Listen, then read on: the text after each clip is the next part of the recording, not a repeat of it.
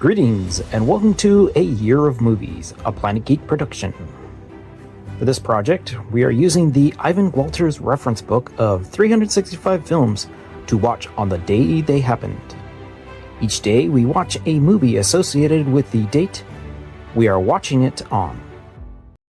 And as it is the 23rd of May, we are going to be watching Close Encounters of the Third Kind from 1977, directed by Steven Spielberg and starring Richard Dreyfuss. Now, as a fan of Spielberg, there is no way that I have not seen this movie to begin with, but I really actually cannot recall how early it was that I actually did see this movie.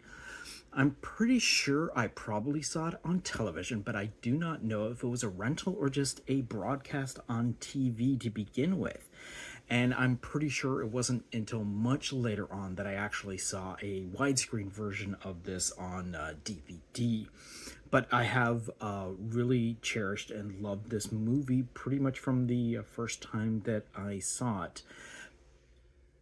And that being said, not only does this movie star Richard Dreyfuss, but it also stars Francois Truffaut, Melinda Dillon, Carrie Guffey, Terry Garr, Bob Balaban, and Joseph Summer. So the movie basically deals with, it's basically a science fiction adventure set on Earth about several groups of people who are attempting to contact alien intelligence.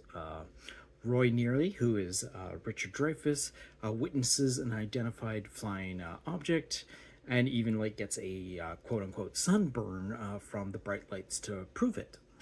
And after he refuses the excuses that government types are putting out there, he basically pretty much gives up his normal existence to pursue the truth about UFOs. This is a cornerstone of science fiction in movie history. Spielberg does a fantastic, wonderful job of bringing the unrealistic to become an almost visual reality. We deal with not only dealing with the technology available in the 70s to pull this off, but it does it so dramatically and so precisely that it is all encompassing as a full cohesive reality.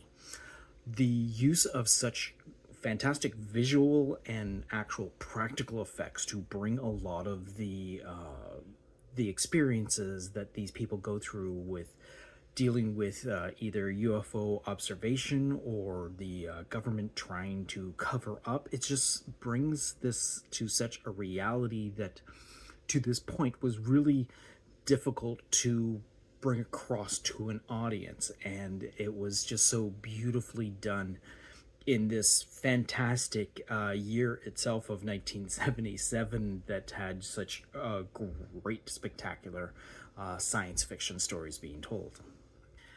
As the man trying to hold on to his sanity while he is going through some very crazy things, Richard Dreyfuss does a fantastic job in this role. His sorry wife of Terry Garr is just fantastic, and Melinda Dillon, who he meets along the way as she's going down her own path of discovery with UFOs, the two of them work so well together once they meet up. But again, it's the visual effects that bring the reality of this to such spectacular visions on screen, and it is quite an entertaining movie. We're not talking like a lot of action, we're not talking like a lot of thrilling stunts, but it's just so well-rounded as a dramatic piece set around a science fiction core that is so engaging with this movie. So in the Mexican desert, a bunch of missing planes from the Navy are found in the desert that are from 1945. And over Manise, Indiana, a airliner almost collides with a UFO. And then that night, The 3-year-old Barry Gubler, who is Julian's son, who is actually Melinda Dillon, sees an alien and then runs out to greet it and then disappears into the night. And all this happens on May 23rd, 1977, which is about 7 minutes into this 2-hour and 17-minute movie.